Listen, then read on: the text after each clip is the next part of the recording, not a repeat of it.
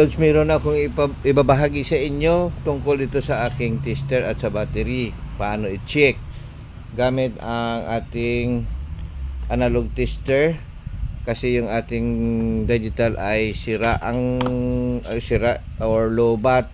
Ang ating tester, pag na-open natin dito, magdi-display po siya ng BATT, ibig sabihin battery low. Ngayon, ang ating gagawin, ang ginawa ko, bumili ako ng dalawang battery na pang-replace natin.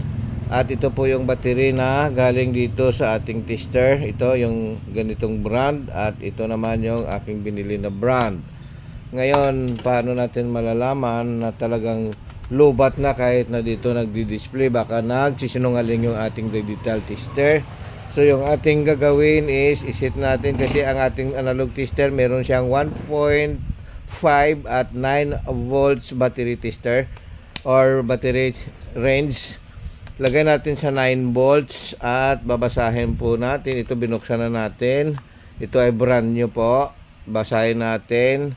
Negative to positive. Ang reading ay nasa kulay pula. So bad na po ang kondisyon ng ating battery. Ito ay brand new. Ayan. So lumampas sa 9 volts.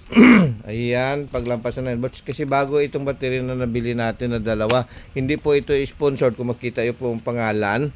Okay, binili lang po natin sa online at mura lang po. At kung gusto nyo, ibibigay natin yung link sa pinagbilhan natin para po makabili kayo, dahil mura lang ang bili ko dito compare dito. Alright, so hindi titingnan natin.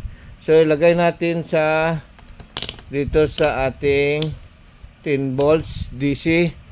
Yan, chokat natin itong luma, ito hanggang sa 8 na lang, tapos ito lampas sa 9. Okay, abot sa 10.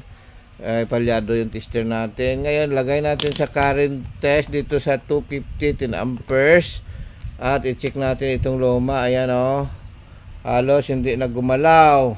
At yung ating brand nyo, ayan, oh, nakita nyo sa full hanggang dulo. So ibig sabihin ito ay good dahil malakas po. Yan po ay current check. At yung malakas na palo, yan po ang lakas ng current mula dito sa ating battery. At yung pangalawang way sa pag-check, ilalagay mo ito sa dila na kumuko, ano yan, parang sumusundot sa yung dila, may kunting kurot. Pero dahil may tester tayo, so tester ang ginamit natin. Kaya maraming salamat at magandang buhay sa lahat. Bye-bye!